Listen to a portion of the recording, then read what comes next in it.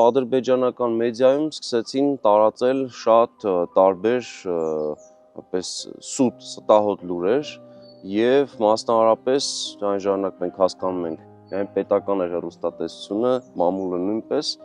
ներկայացնում էր իբրև խորհրդային Հայաստանի տարբեր քաղաքներում ադրբեջանական բնակչության նկատմամբ իբր թե կատարվում են անօրինություններ եւ հալածանքներ ու ասկերանի դեպքերն էլ արդեն ներկայացնում էին լրիվ այլ ձևով եւ արդյունքում ստեղծում էր այնպիսի պատրանք իբրև թե խորհրդային Հայաստանում եւ Լեռնային Ղարաբաղի ինքնարար մարզի տարածքում կա վատ վերաբերմունք նրանց նկատմամբ այս տեսանկյունից բորբոքվում էր իրենց մոտ տարբեր մասաների տրամադրություն որպեսզի հայերի դեմ անցնեին վճռական գործողությունների եւ որպես այդպես